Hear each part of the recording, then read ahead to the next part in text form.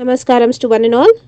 Today, it is my honor to introduce you to Raja Sangeeta Vidwan Srimati Rajamma Keshavamurthy, who is famous as Abhinava Sharade of Carnatic music. Guru Rajamma was born on April 28, 1929 in Amble village of Chikmagalur district. Her father Lakshmi Kantaya and her mother Gundamma always encouraged her. At Bhadravati, Sri Devendrappa, a court scholar, as well as Vidwans Sheshappa, Rama Joyce, and K.S. Ramachandran continued guiding her in classical Carnatic music. In 1947, she passed the senior music examination with a first class. Guru Rajamma, who came to Mysore after marriage, was guided by music scholar R.K. Narayan Swami as well as Padma Bhushan Dr. R.K. Srikantan and passed the Vidvat examination with a top rank. Later, she started working as a music teacher in a government high school. Guru Rajamma guided students in music for more than 3 decades. She has the honor of serving as an examiner and chairperson of the Karnataka Government Examination Board. She also performed in Karnataka, Tamil Nadu, Andhra Pradesh, Mumbai, and so on. Her programs were also broadcasted by the radio and television. Guru Rajamma has received several awards, including the Sangeet Ratna title, the chairmanship of Shankara Jayanti Music Conference, Sangeeta Visharade, Sangeeta Kala Tapasvi, Abhinava Sharade, Swarabhushini, Sangeet Nritya Academy Award, and to crown it all, the Raja Sangeeta Vidwan Award in 2017 from the Honorable Chief Minister of Karnataka. Guru Rajamma Keshavamurthy's family supports her and they are also into music. It will be our honor to listen to her in this interview and we'll also listen to some of her music performances towards the end of this episode. So stay with us and hope you enjoy. Have a good time. Thank you so much. ನಮ್ಮ miss ಬಗ್ಗೆ ನಾನು ಏನು ಹೇಳಬೇಕು ಅಂದರೆ ಅವ್ರಿಗೆ ನಾನು ಚಿಕ್ಕಂದ್ರಿಂದ 7 ವರ್ಷಕ್ಕೆ ಬಂದೆ ಕಲ್ತ್ಕೊಳ್ಳೋಕ್ಕೆ. ಆಮೇಲೆ ನನಗೇನು ತುಂಬ ಸಿನ್ಸಿಯರ್ ಆ್ಯಂಡ್ ಡೆಡಿಕೇಟೆಡ್ ಪರ್ಸನ್ ಅವರು. ಆಮೇಲೆ ಪರ್ಫೆಕ್ಷನ್, ಅವರು ಲೆಸನ್ಸ್ ಬರೀತಾ ಇದ್ರೆ ಮಿಸ್ಟೇಕೇ ಮಾಡೋದಿಲ್ಲ ನಮ್ಮ ಟೀಚರು. ಎಲ್ಲ ಮೆಮೊರಿನಲ್ಲಿ ಇಟ್ಕೊಂಡು ಎಲ್ಲನೂ ಕರೆಕ್ಟಾಗಿ ಬರೀತಾ ಇದ್ರು. ಒಂದು ಬುಕ್ಕಲ್ಲಿ ಒಂದು ಮಿಸ್ಟೇಕ್ ಹುಡುಕ್ಬೇಕು, ಆ ಥರ ಎಲ್ಲ ಚೆನ್ನಾಗಿ ಬರೀತಾ ಇದ್ರು. That was what I like. ಅವರು she was good at that and ವಿದ್ವತ್ವರೆಗೂ ಎಲ್ಲದರಲ್ಲೂ ಎಕ್ಸಾಮ್ ಹೋಗ್ತಾ ಇದ್ದರು. ಅವರು ಸೀನಿಯರು ವಿದ್ವತ್ತು ಎಲ್ಲ, I mean she would teach so well. ಅದೇ ಶುದ್ಧವಾದ ಪಾಠ ಅಂತ ಹೇಳ್ತಾ ಇದ್ರು. ಆ ಶುದ್ಧವಾದ ಪಾಠ ಅಂದರೆ ಅದು ಎಷ್ಟು ಕರೆಕ್ಟಾಗಿರಬೇಕು, ಅವ್ರು ಹೇಳ್ಕೊಟ್ಟಿರೋ ರೀತಿ. ಆಮೇಲೆ ನಾವೆಲ್ಲ ಅಷ್ಟು, ಅದಕ್ಕೆ ನಾವೆಲ್ಲ ತುಂಬ ಯಾವಾಗಲೂ ಪರ್ಫೆಕ್ಷನ್ನ ನೋಡ್ತೀವಿ. ಒಂದೊಂದು ರಾಗನೂ ಕರೆಕ್ಟಾಗಿರಬೇಕು. ಒಂಚೂರು ಈ ಕಡೆ ಆ ಕಡೆ ಹೋದರೆ ಇನ್ನೊಂದು ರಾಗ ಹೋಗುತ್ತೆ. ಅದಕ್ಕೋಸ್ಕರ ನಾವು ಆ ಥರ ಒಂದೊಂದಕ್ಕೂ ಅಷ್ಟು ಪರ್ಫೆಕ್ಷನ್ ವ್ಯಾಲ್ಯೂ ಮಾಡಿದ ಪರ್ಸನ್ ಅವರು. I mean we are trying to follow our as our students and those things have really impressed me. ಇವರು ವಿದ್ವತ್ಗೆ ಎಲ್ಲದಕ್ಕೂ ಎಕ್ಸಾಮಿನರ್ ಆಗಿ ಹೋಗ್ತಾ ಇದ್ರು. So you know the level of perfection she has and she has train so many students like that and I mean, it has been RK Srikantan student ಅಂತೇಳಿ ಹೇಳಿದೆ. ಅದಕ್ಕೆ I mean her journey has bin so much to perfection. ಇವಾಗಲೂ ಹಾಡೋಕ್ಕೆ ಕೂತ್ಕೊಂಡ್ರೆ ಹಾಡ್ತಾರೆ. So that's what we should think that ನಾವು ಈ ಸ್ಟೇಜಿಗೆ ಹೋದರೆ ನಾವು still we have to keep music in our lives ಅಂತ ಅಂದ್ಕೊಂಡಿದ್ದೀನಿ. ಮೇಷ್ಟ್ರು ಯಾರು? ನಮ್ಮ ಮೇಷ್ಟ್ರು ಯಾರ 3-4 ಜನಮ್ಮ, ಒಬ್ಬರಲ್ಲ. ರಾಮ ಜೋಯಿಸ್ರು, ರಾಮಚಂದ್ರರು, ಅದಾದ್ಮೇಲೆ ಆರ್ ಕೆ ನಾರಾಯಣ ಸ್ವಾಮಿಗಳು. ಕೆ ನಾರಾಯಣ ಸ್ವಾಮಿಗಳು ಅದೇ ಶ್ರೀಕಂಠನ ಅಣ್ಣ. ರುದ್ರಪಟ್ನಂ ಸುಬ್ರಹ್ಮಣ್ಯ, ತಂದೆ ಅವ್ರ ತಂದೆ ಆರ್ ಕೆ ನಾರಾಯಣ ಸ್ವಾಮಿಗಳು, Padma Bhushan doctor doctor R K Srikantan.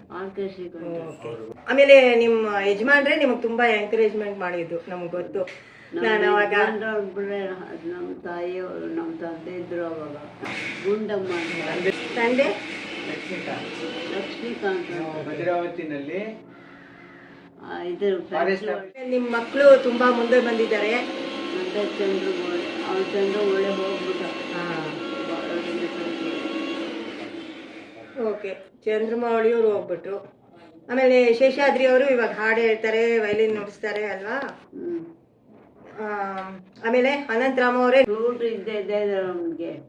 ಅದೇ ಫ್ಲೂಟು. ಆಮೇಲೆ ನೀವು ತುಂಬಾ ವರ್ಷ ಮ್ಯೂಸಿಕ್ ಹೇಳ್ಕೊಟ್ಟಿದ್ದೀರಾ ಎಲ್ಲರಿಗೂ, ನಮಗ್ ಗೊತ್ತು. ನಾವು ಸ್ಕೂಲಲ್ಲಿ ಎಷ್ಟು ವರ್ಷ ಕೆಲಸ ಮಾಡಿದೆ? ಗೌರ್ಮೆಂಟ್ ಸ್ಕೂಲ್ಗಳಲ್ಲಿ ಸುಮಾರು ಒಂದು 40 ವರ್ಷ ಮಾಡಿದ್ಯಾ? ಹಾಂ. 40 ವರ್ಷ ಮ್ಯೂಸಿಕ್ ಟೀಚರ್ ಆಗಿ. ಹೌದು, ಆಪ್ಷನಲ್ಸ್ ಇರ್ತಾರೆ. ಓಕೆ. ಆಮೇಲೆ ಎಕ್ಸಾಮ್ನಾಗ ಹೋಗ್ತಾ ಇದ್ದೆ. ಎಕ್ಸಾಮಿನರ್ ಆಗಿದ್ರಿ. ವಿದ್ವತ್ತಿಗೆಲ್ಲ ಚೇರ್ಮನ್ ಆಗಿದ್ರೇನೋ ನೀವು? ಚೇರ್ಮನ್ ಎಷ್ಟೋ ವರ್ಷ ಆಗಿದ್ರಿ. ಬೇಕಾದಷ್ಟು. ಸಂಗೀತಕ್ಕೆ ಏನೋ ಒಂದು ಟ್ರಸ್ಟ್ ಫಾರಂ ಮಾಡಿದೀವಲ್ಲ, ವಂಶಿ ಅಕಾಡೆಮಿ ಮಾಡಿಲ್ವಾ? ಹೌದು. ಅದಕ್ಕೆ ಇವ್ರೇನು? ಪ್ರೆಸಿಡೆಂಟ್. ಓ, ಪ್ರೆಸಿಡೆಂಟು ನೀವು? ಅಧ್ಯಕ್ಷರು. ಒಳ್ಳೇದಾಗಿ ಪಾಠ ಮಾಡಿ ಅದೆಲ್ಲ ನೀವು ಹೇಳೋದ್ ತಾನೆ. ಶುದ್ಧವಾದ ಪಾಠ ಎಲ್ಲಾರ್ಗೂ ಸೇರ್ಬೇಕು. ಹೇಳ್ಕೊಡ್ತಿದ್ದೀನಿ ತುಂಬಾ ಪಾಠಗಳನ್ನ. ನಿಂಗೆ ಆ ಪ್ರಶಸ್ತಿಗಳು ಬಂದಿದ್ಯಾ? ರಾಜ್ಯ ಸಂಗೀತ ವಿದ್ವಾನ್ ಹೇಳು. ಸಿದ್ದರಾಮಯ್ಯ ಅವರು ಕೊಟ್ಟಿದ್ದು. ರಾಜ್ಯ ಸಂಗೀತ ವಿದ್ವಾನ್ ಮುಖ್ಯಮಂತ್ರಿಗಳು ಸಿದ್ದರಾಮಯ್ಯನವರು ಇದ್ದಾಗ ಬಂತು. ಇಲ್ಲಿ ಪ್ಯಾಲೇಸ್ ಅಲ್ಲಿ, ಮೈಸೂರು ಪ್ಯಾಲೇಸಿಗೆ ಹೋಗಿ ಪ್ಯಾಲೇಸ್ ಅಲ್ಲಿ ರಾಜ್ಯ ಸಂಗೀತ ವಿದ್ವಾನ್, ರಾಜ್ಯೋತ್ಸವ ಅವಾರ್ಡು, ಅಕಾಡೆಮಿ ಪ್ರಶಸ್ತಿ. ಆಮೇಲೆ ತ್ಯಾಗರಾಜ ಗಾನ ಸಭೆಗೆ ಸಂಗೀತ ಉತ್ಸವಕ್ಕೆ ಅಧ್ಯಕ್ಷರಾಗಿದ್ಯಲ್ಲ, ತ್ಯಾಗರಾಜೋತ್ಸವ ಸಂಗೀತೋತ್ಸವಕ್ಕೆ ಅಧ್ಯಕ್ಷರಾಗಿದ್ದೆ. ಓಕೆ. ಬೇಕಾದಷ್ಟು ಪ್ರಶಸ್ತಿಗಳು ಬಂದಿದೆ. ಒಂದು 200-300 ಜನ ಸ್ಟೂಡೆಂಟ್ಸ್ ತಯಾರಿ ಮಾಡಿದ್ಯಾ ಟೋಟಲ್ ಆಗಿ? ಮಾಡಿದ್ದೀನಿ. Very good. ಇನ್ನೂ ಇವಾಗ್ಲೂ ಬರ್ತಾರಾ? ಇನ್ನೂ ಹೇಳ್ಕೊಡ್ತೀರಾ? ಪಾಠ ಹೇಳ್ಕೊಡ್ತೀನಿ. Okay, very nice. ಮಾಳಕ್ಯ ವೀಣಾ ಉಪಲಾಳಯಂತಿ ಮದಾರಸ ಮಂಜುಳವ ಗುಲಾಸ ಕೃಷ್ಣಯ್ಯ ನಮಸ್ತುತೆ ಸಕಲ ಗ್ರಹ ಬಲ ನೀನೆ ಸರಸಿಜಾಕ್ಷ ನಿಖಿಲ ಭಕ್ತರ ದೀನ ರಕ್ಷಕನು ನೀನೆ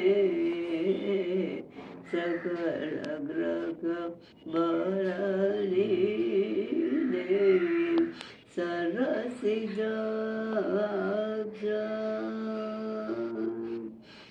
ರವಿಚಂದ್ರ ಬುಧನೀನೆ ರಾಹು ಕೇತು ನೀನೆ. ಯಾವ ರಾಗ ಇಷ್ಟ ಅಂತ ಹೇಳಿ. ಹೆಸರು ಕಲ್ಯಾಣಿ. ಕಲ್ಯಾಣಿ. ನನಗೂ ಅದೇ ಇಷ್ಟ. ಕಲ್ಯಾಣಿ, ಶಂಕರಾಭರಣ, ಓಕೆ, ಕಾಂಬೋದಿ, ಓಕೆ, ರಂಜನಿ, ಇವೆಲ್ಲ ಹಾಡ್ತಾ ಇದ್ದೆ. ನಮಸ್ಕಾರ, ನಾನು ಡಾಕ್ಟರ್ ಅಕ್ಷಯ್ ಯೋಗಾನಂದ್ ಅಂತ. ನಾನು ಮೇಡಮ್ ಹತ್ರ ನಾನು 4ನೇ ಕ್ಲಾಸಲ್ಲಿದ್ದಾಗಿಂದ ಶುರು ಮಾಡಿದೆ ಕಲಿತ್ಕೊಳ್ಳೋದು. ಆವಾಗಿಂದ ಜೂನಿಯರು, ಸೀನಿಯರು ಮತ್ತು ವಿದ್ವತ್ ಎಲ್ಲದಕ್ಕೂ ಮೇಡಮ್ ಜೊತೆನೇ ಕಲಿತಿದ್ದು. ಮತ್ತು ಸಾಕಷ್ಟು ಹಾಡುಗಳು, ದೇವರ ನಾಮ ಮತ್ತು ರಾಗ, ವಿದ್ವತ್ ಟೈಮಲ್ಲಿ ರಾಗ, ತಾನ, ಪಲ್ಲವಿ ಎಲ್ಲ ಹೇಳ್ಕೊಟ್ಟಿದ್ದಾರೆ ಮೇಡಮು. ಮತ್ತು ಬೇರೆ ಬೇರೆ ಥರದವರು ಅವೆಲ್ಲನೂ. ಸೊ ಅವ್ರ ಬಗ್ಗೆ ಹೇಳಬೇಕಂದ್ರೆ ಅದೇ ಭಾಳ ಒಳ್ಳೆ ಗುರುಗಳು. ಅಂದರೆ ಯಾವುದೇ ಒಬ್ಬ ಸ್ಟೂಡೆಂಟು ಯಾವ ಥರ ಗುರು ಬೇಕು ಅಂತ ಹೇಳಿದ್ರೆ ಮೇಡಮ್ ಥರ ಇರಬೇಕು. ಯಾಕಂದರೆ ಅವರು ಎಲ್ಲ ಪಾಠನೂ ಕರೆಕ್ಟಾಗಿ ಬರೆಯೋರು, ಯಾವುದೇ ತಪ್ಪು ಮಾಡ್ತಿರ್ಲಿಲ್ಲ, ತಿದ್ದೋದು ಅನ್ನೋದು ಇರ್ತಿರ್ಲಿಲ್ಲ. ಮತ್ತು ನಾವು ಎಷ್ಟು ತಪ್ಪು ಮಾಡಿದಷ್ಟು ಅವ್ರು ತಿದ್ದಿ ಮತ್ತೆ ತಿರ್ಗಾ ಅದನ್ನು ಮುಂದಕ್ಕೆ ಹೋಗ್ತಾ ಇರಲಿಲ್ಲ, ಅದನ್ನು ತಿದ್ದಿದ ಮೇಲೇ ಹೋಗ್ತಾಯಿದ್ರು. ಸೊ ನಮ್ಗೆ ಆ ಪರ್ಫೆಕ್ಷನ್ ಬಂತು ಅವರಿಂದ. ಮತ್ತು ಅವರು ಅದೇ ನನಗೂ ತುಂಬ ಒಂಥರ ಇನ್ಸ್ಪಿರೇಷನ್ ಥರ, ಒಬ್ಬರು ಮಾರ್ಗದರ್ಶಕರು, ಒಬ್ಬರು ಐಡಿಯಲ್ ಪರ್ಸನ್ ಹೇಗಿರಬೇಕು ಆಗಿದ್ರು. ಸೊ ಇವತ್ತಿಗೂ ಅವ್ರನ್ನ ನಾವು ನೆನೆಸ್ಕೊತೀವಿ. ಇಷ್ಟು ವರ್ಷ ಆದ್ರೂ ನಾವು ಎಲ್ಲಿ ಬೇಕಾದ್ರೂ ಹಾಡಿದಾಗ ಎಲ್ಲ ನಮ್ಮ ಗುರುಗಳು ನೆನಪಿಸ್ಕೊಂಡು ಅವ್ರು ಹೇಳಿದ ರೀತಿ ಮಾಡ್ತಾಯಿದ್ವಿ.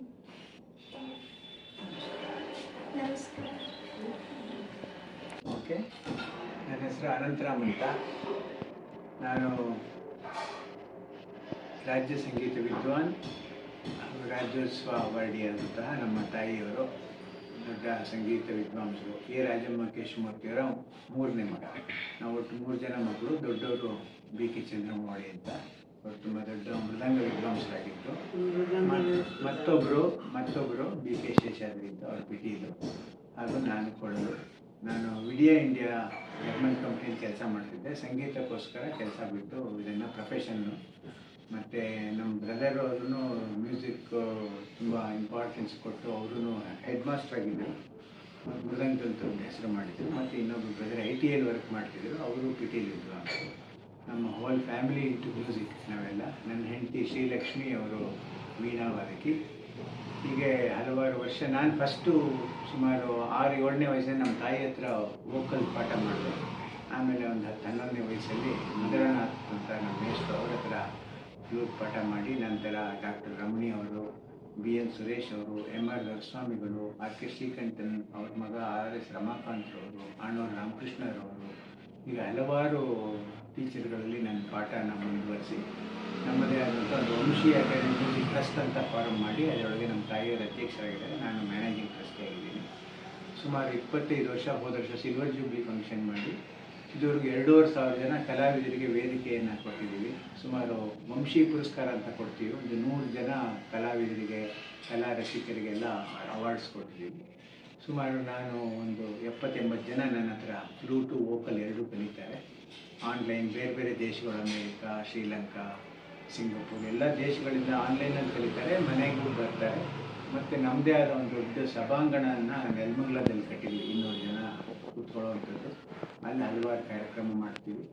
ಹೀಗೆ ನಮ್ಮನ್ನು ತೊಡಗಿಸ್ಕೊಂಡು ನಾನು ತ್ಯಾಗರಾಜ ಸಭಾ ಅಂತ ಒಂದು ದೊಡ್ಡ ಸಭೆಯಲ್ಲಿ 50 ವರ್ಷ ಅದರೊಳಗೆ ಸೆಕ್ರೆಟರಿ ಆಗಿದ್ದೀನಿ. ಇನ್ನು 3-4 ಸಂಸ್ಥೆಗಳಲ್ಲಿ ನಾನು ಪದಾಧಿಕಾರಿ ಆಗಿದ್ದೀನಿ. ಮತ್ತು government of Karnataka, government of India ನಡೆಸುವಂಥ ಎಲ್ಲ ಸ್ಕಾಲರ್ಶಿಪ್ ಕಮಿಟಿಗಳಲ್ಲಿ ನಾನು ದೇಶಾದ್ಯಂತ ಹೋಗಿ ಅಲ್ಲಿ ಜಡ್ಜ್ ಆಗಿ ನಾನು ಹಲವಾರು ವರ್ಷಗಳ ಸೇವೆ ಸಲ್ಲಿಸ್ತಾ ಇದ್ದೀನಿ. ಮತ್ತು ನಾನು ಸುಮಾರು 28 ದೇಶಗಳಲ್ಲಿ ನನ್ನ ಪ್ರೋಗ್ರಾಮ್ ಕೊಟ್ಟಿದ್ದೀನಿ. ಅಮೇರಿಕಾ, ಗಲ್ಫ್ ಕಂಟ್ರೀಸು, ಮತ್ತು ಮಾಲ್ಡೀವ್ಸು, ಹೀಗೆ ಸುಮಾರು ಕಂಟ್ರಿಗಳಲ್ಲಿ, ಚೈನಾ, ಸಿಂಗಪೂರ್, ಸುಮಾರು ದೇಶಗಳಲ್ಲಿ ನಾನು ಹೋಗಿ ಕಚೇರಿಗಳನ್ನು ಕೊಟ್ಟಿದ್ದೀನಿ. ಮುಂದಿನ ವರ್ಷ ನನ್ನ ಸಂಗೀತ ಪಯಣ 50 ವರ್ಷ ಆಗಲಿದೆ. ನಮ್ಮ ತಂದೆಯವರು ತುಂಬ ನಮ್ಮ ಹೋಲ್ ಫ್ಯಾಮಿಲಿ ಬೆನ್ನೆಲುಬು. BM ಕೇಶವಮೂರ್ತಿಗಳು ಅಂತ ಅವರು ಪ್ರೈಮರಿ ಸ್ಕೂಲ್ ಹೆಡ್ ಮಾಸ್ಟರ್ ಆಗಿದ್ದರು.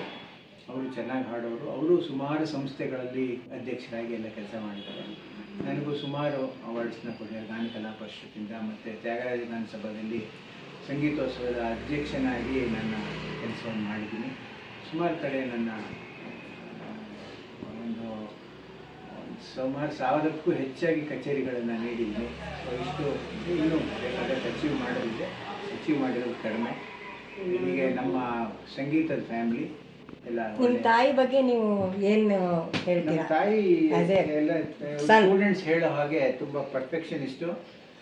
ನಾನು 8ನೇ ವಯಸ್ಸಿಂದ ಸುಮಾರು ಒಂದು 30 ವರ್ಷ ಅವ್ರ ಜೊತೆ 4-5 ಅವರ್ ತಂಬೂರಿ ಶ್ರುತಿ ಹಾಕ್ತಾಯಿದ್ದೆ. ಸೊ ನಮಗೆ ಅದೊಂದು ಗಿಫ್ಟು. ನಾವು ಹುಟ್ಟಿದಾಗಿಂದ ನಮ್ಮ ತಾಯಿ ಸಂಗೀತ ಕೇಳಿ ಬೆಳೆದ್ವಿ. ಅದರಿಂದ ನಮಗೆ ಯಾವುದೇ ರಾಗ ಏನೇ ಮಾಡಿದ್ರು ಟಕ್ ಅಂತ ನಾವು ಕ್ಯಾಪ್ಚರ್ ಮಾಡ್ತೀವಿ. ಯಾಕಂದರೆ that's a gift, god's given gift ಅದು. ನಮ್ಮ ತಾಯಿ ಜೊತೆ ನಾನು ಅಷ್ಟು ವರ್ಷ ಸುಮಾರು ಸಾಂಗ್ಸ್ ಎಲ್ಲ ನಾನು ಹೇಳ್ಕೊಡೋದಲ್ಲೇ ಕಲಿತೆ. ಯಾಕೆಂದರೆ ಅವ್ರು ಕೇಳ್ತಾ ಇದ್ದೆ ಕಚೇರಿಯಲ್ಲಿ. ಈಗಿನ ಒಂದು ಟ್ರೆಂಡಲ್ಲಿ ಆ ತಂಬೂರಿ ಹಾಕೋ ಒಂದು ಪದ್ಧತಿ ಇಲ್ಲ. ಎಲೆಕ್ಟ್ರಾನಿಕ್ ಇಟ್ಕೊಳ್ತೀವಿ. ಆಮೇಲೆ ಕಚೇರಿನ 4 ಅವರ್ 5 ಅವರೆಲ್ಲ ಯಾರು ಕೇಳಲ್ಲ ಈಗ. ಅದೊಂದು ಅಡ್ವಾಂಟೇಜ್ ಇತ್ತು, ಅಡ್ವಾಂಟೇಜ್ ಇವಾಗ ಇಲ್ಲ. ಯಾಕೆಂದರೆ ಅಷ್ಟು ಕಚೇರಿ ಕೇಳೋವಂಥ ಪೇಷನ್ಸ್ ಜನಕ್ಕೂ ಇಲ್ಲ. ಆದ್ದರಿಂದ ಅದು ಶಾರ್ಟ್ ಡ್ಯೂರೇಷನ್ಸ್ ಆಗಿದೆ. ಸೊ ಅದು ನಮ್ಮ ತಾಯಿ ಎಸ್ಪೆಷಲಿ ಕಾಂಬೋಜಿ ಮತ್ತು ಅಟಾಣ, ಆಮೇಲೆ ರಂಜನಿ, ಹೀಗೆ ಒಂದು 6-7 ರಾಗ. ನಾರ್ಮಲಿ ಒಬ್ಬ ಆರ್ಟಿಸ್ಟ್ ಲೈಫ್ ಟೈಮಲ್ಲಿ 2-3 ರಾಗ ಮಾತ್ರ ಪರ್ಫೆಕ್ಟ್ ಆಗಿರ್ತಾರೆ. ಇನ್ನು ರಾಗಗಳು ಗೊತ್ತಿರುತ್ತೆ, ಆದರೆ ಪರ್ಫೆಕ್ಷನ್ ಮಾಡೋಕ್ಕೆ ಸಾಲೋದಿಲ್ಲ, ಟೈಮ್ ಸಾಲಲ್ಲ, ಲೈಫ್ ಟೈಮು ಆ ಥರ. ಸೊ ಅದಕ್ಕೆ ನಾನು ಕಾಂಬೋಜಿ ಇರ್ಬೋದು, ರಂಜಿನಿ, ಮೋಹನ, ಮತ್ತು ಹಿಂದೂಸ್ತಾನಿ ಕಾಫಿ, ಇಂಥ ರಾಗಗಳನ್ನ ನಾನು ಎಕ್ಸ್ಪರ್ಟೈಸ್ ಮಾಡ್ಕೊಂಡಿದ್ದೀನಿ. ಅದೆಲ್ಲ ಬಿಕಾಸ್ ಆಫ್ ಮೈ ಮದರ್. ನಾನು ಎಲ್ಲ ಕಡೆ ಹೇಳ್ತೀನಿ, ಇದೆಲ್ಲ ನಮ್ಮ ತಾಯಿ ನಮಗೆ ಕೊಟ್ಟಂಥ ಭಿಕ್ಷೆ ಅಂತ ಹೇಳ್ತೀನಿ. ಅವರು ನಿಮ್ಮನ್ನು ಹೊಡಿತಾ ಇದ್ರಾ ಇಲ್ಲ? ಹೊಡಿತಾ ಇರಲಿಲ್ಲ ಅವರು. ಪಾಪ ನಮ್ಮ ತಂದೆ ಯಾವಾಗಲೋ 1-2 ಸಲ ಇದು ಮಾಡೋರು. ನಾವು ಹೊಡೆಯೋದಕ್ಕೆ ಯಾವಾಗಲೂ ಯಾಕೆಂದರೆ ನಾನು ಮೊದಲೇ ಹುಷಾರಾಗ್ಬಿಡ್ತಿದ್ದೆ. ಸೊ ಬೀಳೋ ಸಂದರ್ಭ ಹೋದರೆ ಹುಷಾರಾಗ್ಬಿಟ್ಟು ನಾನು ಕೆಲಸ ಮಾಡ್ತಾಯಿದ್ದೆ. ತುಂಬ ಒಳ್ಳೆಯ ಕೆಲಸಗಳನ್ನು ನಮ್ಮ ತಾಯಿಯವರು ಮಾಡಿದ್ದಾರೆ. ಇಲ್ಲಿಂದ ಮಲ್ಲೇಶ್ವರಕ್ಕೆ ನಡ್ಕೊಂಡು ಹೋಗೋದು, ಈಗಿನ ಥರ ಕಾರ್ ಇರಲಿಲ್ಲ. ಮತ್ತು ಸಿಟಿ ಮಾರ್ಕೆಟಲ್ಲಿ ವಾಣಿ ವಿಲಾಸು, ಗಿರಿಜಮ್ಮ ಮುಕುಂದಾಸ್ ಅಲ್ಲೆಲ್ಲ ಬಸ್ ಹತ್ಕೊಂಡು ಹೋಗೋರು. ಸುಮಾರು 5 ಗಂಟೆವರೆಗೂ ಮಲ್ಲೇಶ್ವರದಲ್ಲಿ ಕೆಲಸ ಮಾಡೋರು, ಅಲ್ಲಿಂದ ನಡ್ಕೊಂಬರೋರು. 6 ಗಂಟೆಗೆ ಟ್ಯಾಕ್ಸಿ ಬರೋದು, ಇಲ್ಲಿಂದ ಹೋಗಿ ಒಂದು 4 ಅವರ್ಸ್ ಕಾನ್ಸರ್ಟ್ಸ್ ಮಾಡೋರು ಬೇರೆ ಬೇರೆ ಊರುಗಳಲ್ಲಿ. ತುಂಬ ಶ್ರಮ ಪಟ್ಟಿದ್ದಾರೆ. ಈಗ ಇನ್ 95th ಇಯರ್ ಇವಾಗ ಅವ್ರಿಗೆ. 95 ಆಯಿತು ಮೊನ್ನೆ, 96 ರನ್ನಿಂಗ್ ಅವರು. ಚೆನ್ನಾಗಿರಲಿ ಇನ್ನು. But she has got good normal health. Otherwise she is very good. ತುಂಬ ಈಗಲೂ ಹಾಡಬೇಕು ಅನ್ನೋ ಒಂದು ಛಲ ಇದೆ. Anyway she has done lot of human service for music cause. So ನೀವೆಲ್ಲ ಸ್ಟೂಡೆಂಟ್ಸು ತುಂಬ ಅವ್ರ ಬಗ್ಗೆ ನೆನೆಸ್ಕೊಳ್ತೀರಾ. ಇದು ತುಂಬ ರೇರ್ ಸ್ಟೂಡೆಂಟ್ಸು ಮೇಸ್ಟ್ರುಗಳನ್ನ ನೆನೆಸ್ಕೊಳ್ಳೋದು. So after long time you have come here to record their document ಅಂದರೆ good, very nice thing. Keep it for long time and pass it on to your legacy. Thank you. ನಮಸ್ಕಾರ. ಚಿಕ್ಕ ಮಕ್ಳಿಗೆ ನೀವೇನು ಹೇಳ್ತೀರಾ? ನಮ್ಮ ಕ್ಲಾಸಲ್ಲಿ ತುಂಬ ಚಿಕ್ಕ ಮಕ್ಕಳೆಲ್ಲ ಇದ್ದಾರೆ ಕಲಿಯೋಕೆ. ಸೊ ಏನು ಅಡ್ವೈಸ್ ಕೊಡ್ತೀರಾ ಚಿಕ್ಕ ಮಕ್ಕಳಿಗೆ ಮ್ಯೂಸಿಕ್ನಲ್ಲಿ? ಮ್ಯೂಸಿಕ್ ಕಲಿಬೇಕು, ಈ ರೀತಿ ಹಾಡಬೇಕು, ಹೇಗೆ ಮಾಡಬೇಕು ಅಂತ ಹೇಳಿ ಸರಿಗಮದಿಂದ ಪಾಠ ಮಾಡಿದ್ದೆ ನಾವು ಹುಡುಗರಿಗೆ. ಎಲ್ಲರೂ ಚೆನ್ನಾಗಿ ಹಾಡ್ತಾಯಿದ್ರು. ಹೇಗೆ ಕಲಿಬೇಕು? ಈಗಿನ ಮಕ್ಕಳು ಹೆಂಗೆ ಕಲಿಬೇಕು?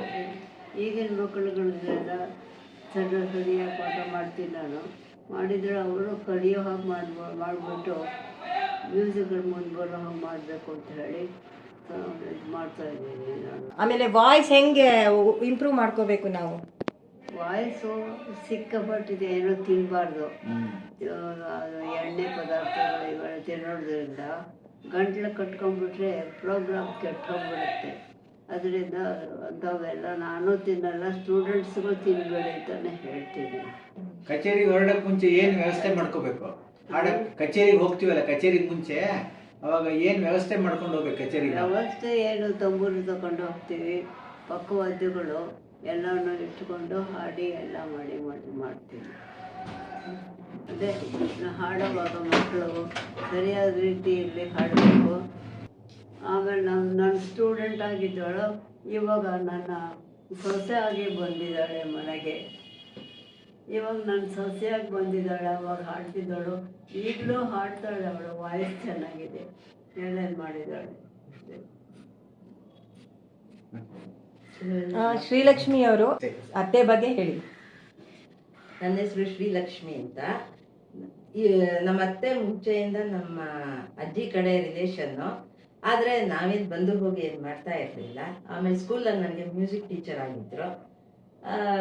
ಅಲ್ಲಿ ಆದಮೇಲೆ ಅವ್ರ ಮಗಂಗೆ ನನ್ನ ಮಾಡ್ಕೋಬೇಕು ಅನ್ನೋ ಆಸೆಯಿಂದ ನನ್ನನ್ನು ಅವ್ರ ಮನೆಗೆ ಸೊಸೆಯಾಗಿ ತಗೊಂಡ್ರು. ಆಮೇಲೆ ಅವ್ರು ನನಗೆ ವೋಕಲ್ ಪಾಠ ಮಾಡ್ತಾಯಿದ್ರು. ಮೊದಲೇ ನಾನು ವೋಕಲ್ ಕಲಿತಾ ಇದ್ದೆ. ಆಮೇಲೆ ನನಗೆ ವೀಣೆ ಕಡೆ ಒಲವು ಜಾಸ್ತಿ ಆಗಿದ್ದರಿಂದ ನಾನು ವೀಣೆ ಕಲಿಯೋಕ್ಕೆ ಶುರು ಮಾಡಿದೆ. ನಾನು ವೀಣೆ ಕ್ಲಾಸ್ ತಗೊಳ್ತಾ ಇರ್ತೀನಿ. ನಮ್ಮ ಗುರುಗಳ ಹೆಸರು ಫಸ್ಟ್ ಸುಮಾ ಸುಧೀಂದ್ರ ಅಂತ, ಆಮೇಲೆ MJ ಶ್ರೀನಿವಾಸ ಅಯ್ಯಂಗಾರ್ ಅಂತ. ಅವ್ರ ಹತ್ರ ಪಾಠ ಮಾಡಿದೆ ನಾನು. ಈಗ ನಮ್ಮ ಮಕ್ಕಳುಗಳಿಗೆ ಪಾಠ ಹೇಳ್ಕೊಡ್ತಾ ಇರ್ತೀನಿ. ನಮ್ಮತ್ತೆ ನನ್ನ ಮದುವೆ ಆದಾಗ್ಲೂ ಪ್ರೋಗ್ರಾಮ್ಸ್ ಎಲ್ಲ ಕೊಡ್ತಾ ಇದ್ರು. ಇವಾಗ ಸ್ವಲ್ಪ ವಯಸ್ಸಾಗಿರೋದ್ರಿಂದ ಸ್ವಲ್ಪ ಅವ್ರಿಗೆ ಆಗ್ತಾ ಇಲ್ಲ ಯಾವುದೂ. ಇದ್ದಾರೆ, ಖುಷಿಯಾಗಿದ್ದಾರೆ ಅಷ್ಟೇ ನಮ್ಮ ಮನೇಲಿ. ಅವ್ರ ಬಗ್ಗೆ, ಸೊಸೆ ಬಗ್ಗೆ ಹೇಳು. ನಿನ್ನ ಸೊಸೆ ಬಗ್ಗೆ ಹೇಳು. ನೋಡ್ಕೊಳ್ತಾಳ? ಚೆನ್ನಾಗಿ ಹಾಡ್ತಾಳೆ. ಜೊತೆಗೆ ಇವಾಗ ಅವಳು ನಮ್ಮ ಮನೆಗೆ ಬರ್ತಾಳೆ ಅಂತಾನೆ ನನಗೆ ಗೊತ್ತಿರಲಿಲ್ಲ. ಅಂಥವಳು ಇವತ್ತಿನ ದಿವಸ ಮ್ಯೂಸಿಕ್ಕು ಚೆನ್ನಾಗಿ ಹೇಳ್ಕೊಟ್ರು. ವೀಣೆ ಪಾಠನೂ ಮಾಡ್ತಾಳೆ, ಈ ಕಡೆ ವೋಕಲ್ಲು ಮಾಡ್ತಾಳೆ. ನೀನು ನೋಡ್ಕೊಳ್ತಿದ್ದಲ್ಲ ಬೆಳಿಗ್ಗೆ ಸಾಯಂಕಾಲ? ನನ್ನನ್ನು ಚೆನ್ನಾಗಿ ನೋಡ್ಕೋತಾಳೆ. ಅವಳು ಅತ್ತೆ ನಾನು ಇದನ್ನೇ ಇಟ್ಕೊಂಡಿಲ್ಲ. ಅವಳು ನನ್ನ ತಾಯಿ ಅಂತ ತಿಳ್ಕೊಂಡ್ಬಿಟ್ಟು ಇವತ್ತಿಗೂ ನನ್ನ ಹತ್ರ ಪ್ರಾಕ್ಟೀಸ್ ಮಾಡ್ತಾಳೆ. ನನ್ನ ತಪ್ಪಿದ್ರೆ ನಾನು ತಿನ್ನಿಸ್ತೀನಿ, ಅವಳು ಹಾಡ್ತಾಳೆ, ಚೆನ್ನಾಗಿ ಹಾಡ್ತಾಳೆ. ಒಳ್ಳೆ ವಾಯ್ಸ್ ಇದೆ ಅವಳಿಗೆ. ಇವಾಗ ವೀಣೆ ಚೆನ್ನಾಗಿ ನೋಡಿಸ್ತಾಳೆ. ಊಟ ಎಲ್ಲ ಏನು ಮಾಡ್ತೀಯ ದಿವಸ? ಊಟ ಮಾಡಿದ್ರು ಸಿಕ್ಕಿದ್ದೆಲ್ಲ ನಾನು ತಿನ್ನೋದಿಲ್ಲ. ಯಾವುದೋ ಅಂದರೆ ಬೇಕಾಗಿರೋದು ಮಾತ್ರ ಮಾಡ್ತೇನೆ. ಯಾಕೆಂದರೆ ಗಂಟಲು ಕೆಟ್ಟೋಗ್ಬಿಟ್ರೆ ಪ್ರಾಕ್ಟೀಸ್ ಮಾಡೋಕ್ಕಾಗಲ್ಲ. ಈ ಸ್ಟೂಡೆಂಟ್ಸ್ ಮನೆಗೆ ಪಾಠ ಕೊಡ್ತಾರೆ, ಆಮೇಲೆ ಪಾಠ ಮಾಡ್ತೀನಿ. ನಿಂಗೆ ಟಿವಿ ಅಂದ್ರೆ ಇಷ್ಟನಾ? ಟಿವಿ ಇಷ್ಟನಾ ನೋಡಕ್ಕೆ? ಟಿವಿ ಏನ್ ನೋಡ್ತೀಯ ಟಿವಿಲಿ? ಟಿವಿನಲ್ಲೂ ಒಳ್ಳೆ ಸಂಗೀತ ಬಂದ್ರೆ ನೋಡ್ತೀನಿ ನಾನು. ಸಿಕ್ಕಿದ ಹಾಡುಗಳನ್ನೆಲ್ಲ ನಾನು ಸೀರಿಯಲ್ ನೋಡ್ತೀಯಾ? ಸೀರಿಯಲ್ಸ್ ನೋಡ್ತೀಯಾ? ಟಿವಿಲಿ ಸೀರಿಯಲ್ಗಳು ಬರ್ತಾವಲ್ಲ, ಸೀರಿಯಲ್ಗಳನ್ನು ನೋಡ್ತೀನಿ. ಯಾವ ಟಿವಿ ಯಾವ ಟಿವಿ ಚಾನೆಲ್ ನೋಡ್ತೀರಾ? ಸೀರಿಯಲ್ ರಾಗತಾನ ಪರ್ವಿ ಅಲ್ಲ, ಹೇಳ್ಕೊಳ್ಬೇಕು. ಟಿವಿನಲ್ಲಿ ಯಾವ ಚಾನಲ್ ಚೆನ್ನಾಗಿರೋದು ನೋಡ್ತೀಯ ನೀನು? ನೀವು ಯಾವಾಗಲೂ ಜಿ ಟಿವಿ ಅಲ್ವಾ ನೋಡೋದು? ಜಿ ಟಿವಿ ಅದರೊಳಗೆ ಹಾಡ್ತಾನೆ ಇರ್ತಾರೆ, ಅದನ್ನು ನೋಡ್ತಾ ಇರ್ತೀವಿ. ಆಮೇಲೆ ಎಕ್ಸಾಮ್ನಲ್ಲಾಗ ಹೋಗ್ತೀನಿ, ವಿದ್ವತ್ಸಕ್ಕೂ ಎಕ್ಸಾಮ್ನಲ್ಲಾಗ ಹೋಗ್ತೀನಿ ನಾನು. ಜೂನಿಯರು ಸೀನಿಯರು ನನ್ನ ಹಲವಾರು ನನ್ನ ಹತ್ರ ರೂಪಾಯಿ ಪಾಠ ಮಾಡಿದ್ದಾರೆ. 6 ವರ್ಷಗಳು ನಾನು ಪಾಠ ಮಾಡಿದ್ದೀನಿ ಅವರಿಗೆ. ಎಕ್ಸಾಮಿನೇಷನ್ಗೆ ಕಟ್ಸಿದ್ದೆ, ಅದರಲ್ಲೂ ರ್ಯಾಂಕ್ ಬಂದಿದ್ದಾರೆ. ಇವತ್ತಿಗೂ ಸುತ್ತ ನನ್ನ ಹತ್ರ ಪಾಠ ಹೇಳ್ಕೊಡಕ್ಕೆ ರೆಡಿಯಾಗಿದ್ದಾರೆ. ಹಲವಾರು ಮಕ್ಕಳು ಸಂಗೀತ ಪಾಠವನ್ನು ಮಾಡ್ತಾ ಇದ್ದಾರೆ. ತುಂಬ ಸಂಗೀತ ಖುಷಿ ಕೊಟ್ಟಿದೆ. ಅವರಿಬ್ರು ಚೆನ್ನಾಗಿರ್ಲಿ, ದೇವರು ತುಂಬ